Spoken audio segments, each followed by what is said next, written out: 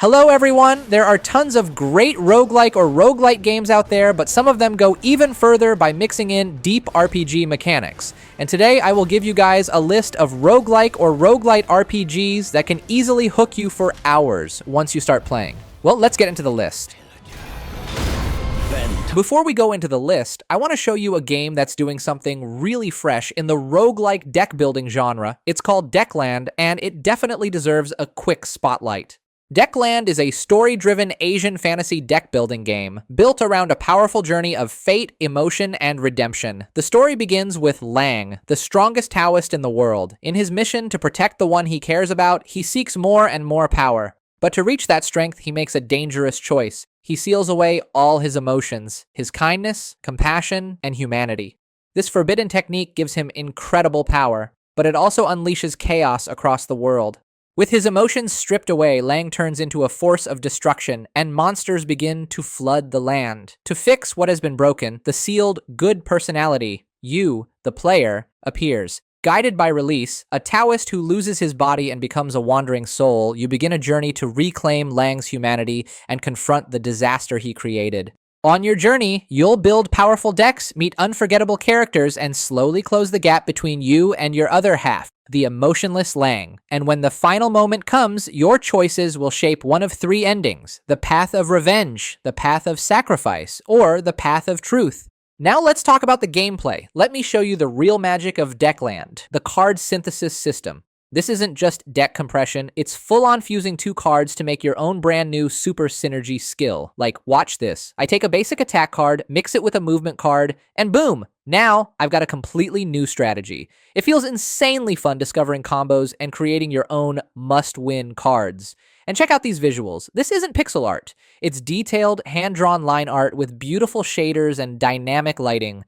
The world literally looks like a moving Korean painting. Super clean on the eyes, but still deep and atmospheric.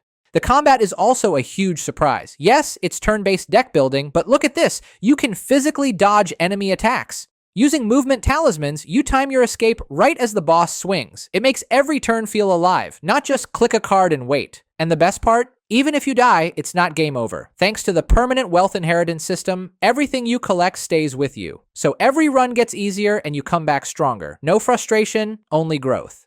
Deckland gained attention for its rich Korean-inspired world, unique storytelling, and strong artistic direction. It earned a top 50 spot in IndieCraft for 2 years in a row, won Best Game Business, collaborated with the NC Dinos baseball team, and has now secured a publishing deal with CFK, a global publisher.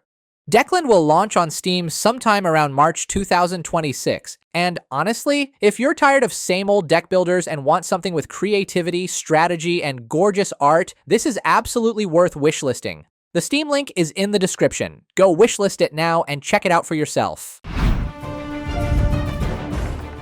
With so many roguelike RPGs out there, it's getting harder to find one that actually feels fresh. But Aethermancer is one of those rare games that instantly stands out. It mixes monster collecting with roguelike runs and turn-based combat, and honestly, it works way better than I expected. Instead of catching monsters the usual way, Aethermancer puts a cool twist on it. During battle, you hit enemies using their elemental weaknesses. Once you break their weakness, you can add them to your rotation for future runs. There are already dozens of monsters available, each with different elements and roles, and building a strong team becomes a big part of the strategy. Full of monsters, with endless ways to combine their strengths. So, delve into the void. Ignite your monsters. At its core, Moonlighter mixes two genres that should not work together, but somehow do. At night, you dive into roguelike dungeons, fighting monsters, dodging attacks, and grabbing loot. During the day, you run a small shop in town. You will price items, watch customer reactions, adjust prices, and even chase down shoplifters. It is simple, but oddly satisfying. The combat itself is fast and smooth, but not overwhelming. Each dungeon is short, only a few floors before a boss, so dying never feels like a huge setback. Moonlighter is not a hardcore roguelike meant to be mastered forever. It is more like a comfortable, well-paced adventure.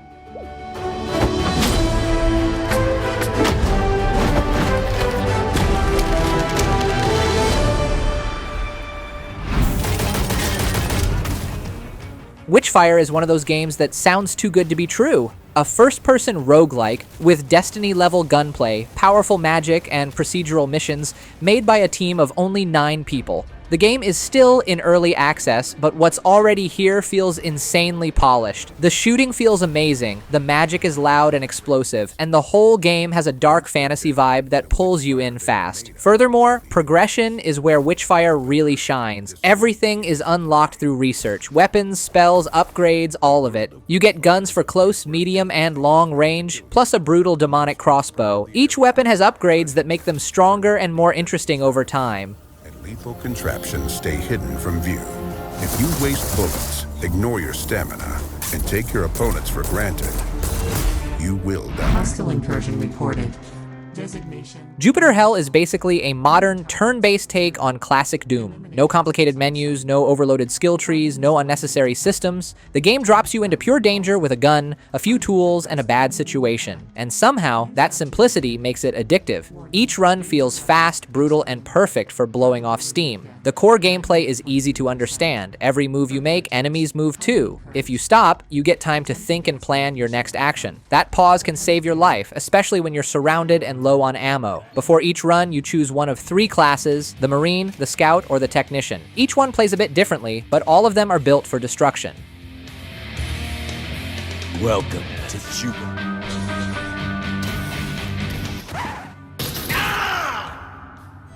Venture forth into the enigmatic. Shiren the Wanderer is one of those games that pops up every few years. It is not super popular, but it has a loyal fan base that keeps coming back. What makes Shiren special is that it sticks to classic roguelike rules. There are no permanent upgrades between runs, no stat boosts, no shortcuts. Every run starts fresh. If you get stronger, it is because you learned the game, not because the game made you stronger for you. Every run feels familiar, but also different. The dungeons are randomly generated, so layouts, enemies, and items change every time. You always start at level 1. Winning comes down to knowledge, smart decisions, and sometimes pure luck. That is what traditional roguelikes are all about. Many new system features that make exploration even more exciting. At times, you may face overwhelming danger.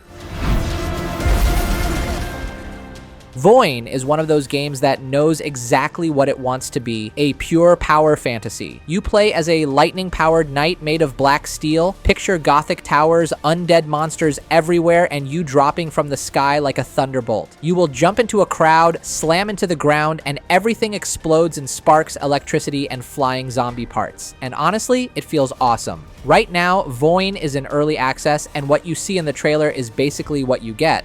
You will explore large, semi-open maps, fight tons of undead, grab loot, level up, and repeat. The combat is fast and flashy with cool aerial movement, powerful spells, and slow-motion dodges that make every fight feel dramatic. One of my favorite moves is this anime-style slow-motion leap into a massive sword slam. It never gets old.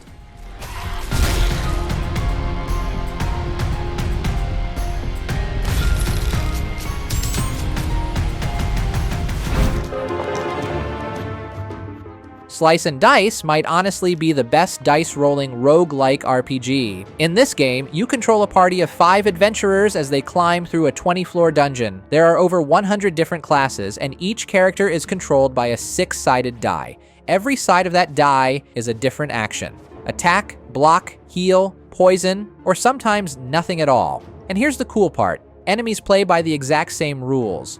What makes Slice and Dice special is that you see exactly what enemies are going to do before you act. No guessing, no surprises. You know who is about to attack, who is going to die, and how much damage is coming. Most turns feel like a puzzle, and you need to find the perfect sequence of moves.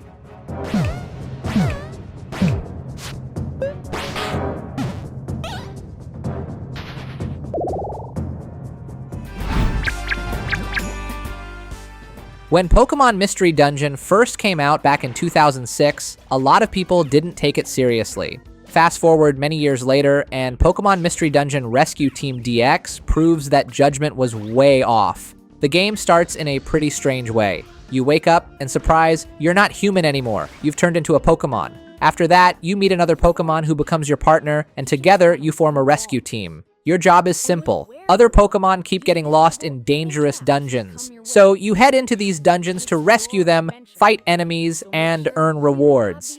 Dungeon crawling is the heart of the game. And as you know it, each dungeon is randomly generated, so no two runs feel exactly the same.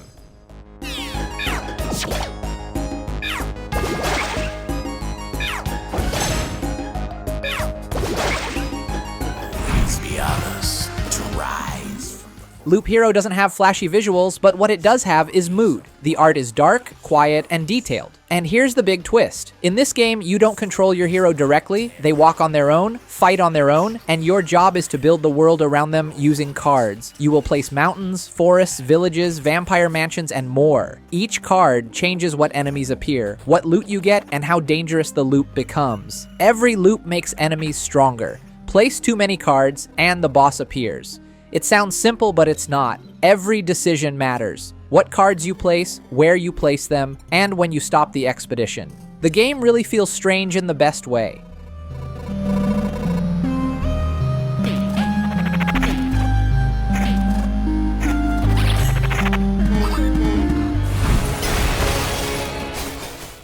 At its core, Chrono Ark is a roguelite deck builder, but with a strong JRPG twist. You are not just playing cards, you are following a real story, meeting a full cast of characters, and slowly uncovering what went wrong in this world. You play as Lucy, the Child of Prophecy. Your goal is to activate the central clock tower and fix what went wrong inside the Ark. To do that, you recruit investigators, other survivors who fight alongside you. There are 20 playable characters, plus Lucy herself. You start with 2 characters and slowly build a full party of 4. Each character has their own deck and play style. On their own, the deck seems small, but once you combine 4 characters plus Lucy's support cards, the variety really opens up.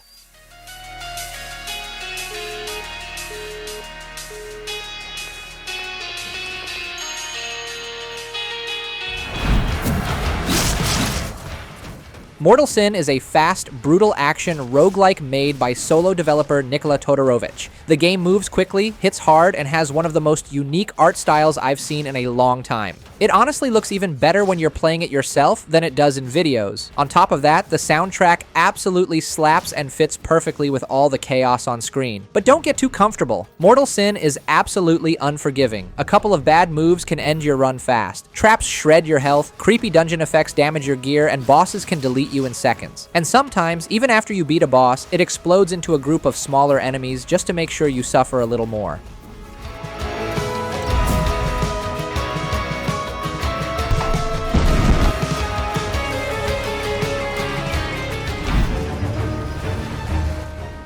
For The King 2 is a turn-based RPG that mixes Dungeons & Dragons ideas with roguelike mechanics. It looks cute and light on the outside, but don't let that fool you. This game can be brutal. You control a party of 4 heroes, exploring a randomly generated map while trying to survive 5 story chapters. Every decision matters because death is permanent. If your party wipes, the run is over. The combat is turn-based and heavily relies on chance. Attacks, damage, and accuracy are all based on dice rolls. Sometimes fights are lost because of bad decisions. Other times, it's just bad luck. To balance this, the game uses a focus system. Focus points let you ignore bad rolls and guarantee hits when things get dangerous. Managing focus becomes one of the most important parts of staying alive.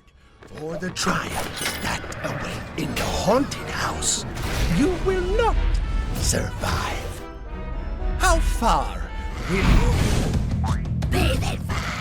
Crypt of the NecroDancer is a game that mixes 2 things you normally wouldn't expect to work together: dungeon crawling and rhythm gameplay. And somehow, it works extremely well. At its core, this is a roguelike dungeon crawler RPG. You explore randomly generated levels, fight monsters, collect loot, and try not to die. The twist, however, is simple but brutal. Every action must be done to the beat of the music. Each dungeon floor pulses like a dance floor. Tiles light up in time with the music, and enemies move on their own rhythm patterns. Some move every beat, and some move every other beat, forcing you to pay attention instead of button mashing.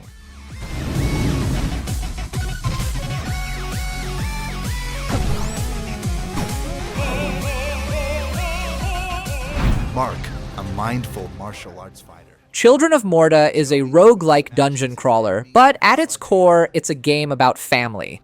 The story follows the Bergson family, the guardians of a land threatened by a dark force called the Corruption. Each family member is playable, and each one fights differently. There are warriors, archers, mages, and brawlers all working together to push the corruption back. The dungeons are randomly generated, filled with enemies, traps, and temporary power boosts, and the combat is fast and satisfying. But combat is only half the experience. Between dungeon runs, the game slows down. The cutscenes show the family talking, training, resting, and worrying about each other. These quiet moments build attachment, making every defeat feel personal and every victory meaningful. Procedurally generated, which means their layout is different with each adventure. They can be from 2 to 4 levels of each dungeon, with a unique boss fight at the end. At its core, Streets of Rogue is a 2D roguelike where missions take place across procedurally generated floors. Each level is packed with guarded buildings, targets to eliminate, items to steal, and multiple ways to approach every objective. This is a game where chaos feels intentional. Every run turns into a completely different story, and most of the time, things spiral out of control in the best way possible. One run might be spent sneaking through buildings as an assassin, quietly backstabbing enemies and disappearing into the shadows. The next run turns into pure destruction, smashing through walls with a baseball bat or charging through the streets as a gorilla with a squad of other primates.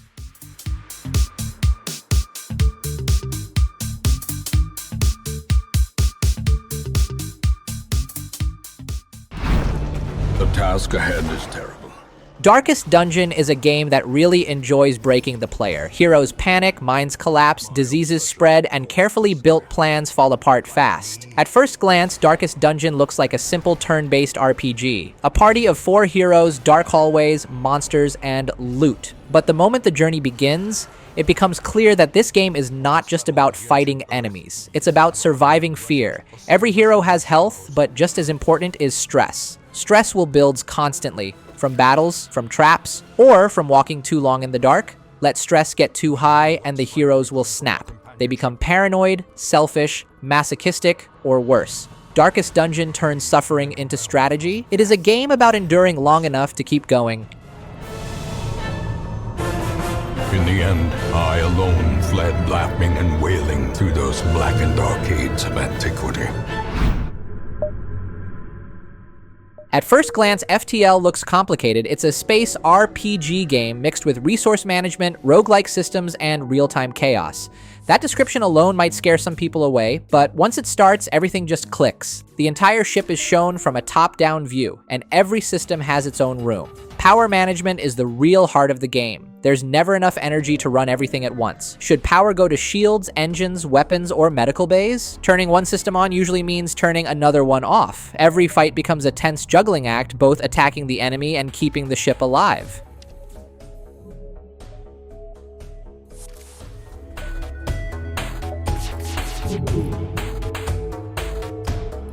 In our world, where everything thinks...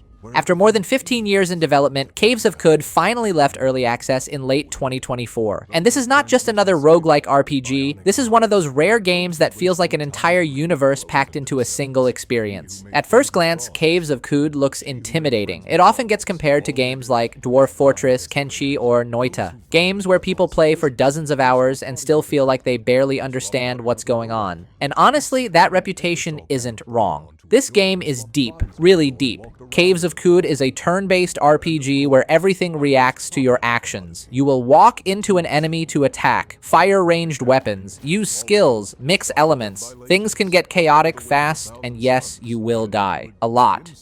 Slammed to death because they were a door and someone slammed the door. Won't deter you. You'll seek the spindle. Deathless spire of light that... Supergiant Games is known for strong stories, and Hades is one of their best examples of that. What makes Hades special is how its story fits perfectly into a roguelike structure. Every escape attempt pushes the plot forward little by little. You're not just upgrading weapons or abilities, you're unlocking new story moments. Conversations change, relationships grow, secrets slowly come to light. The gameplay, thankfully, is just as strong. The combat is fast, smooth, and reactive. You will dash, attack, use specials, dodge traps, and fight bosses in constant motion.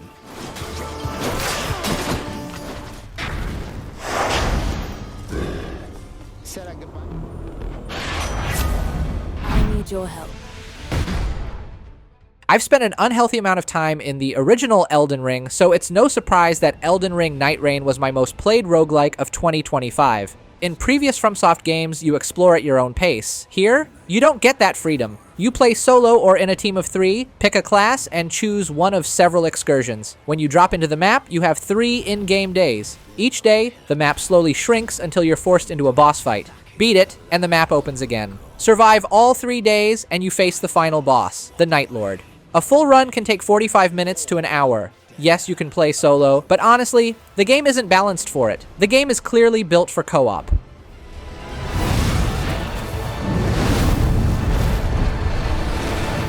Band together and prepare to claim. That's all for today's list. Subscribe and like for more exciting new roguelike and roguelite games. That's it, and see you next time.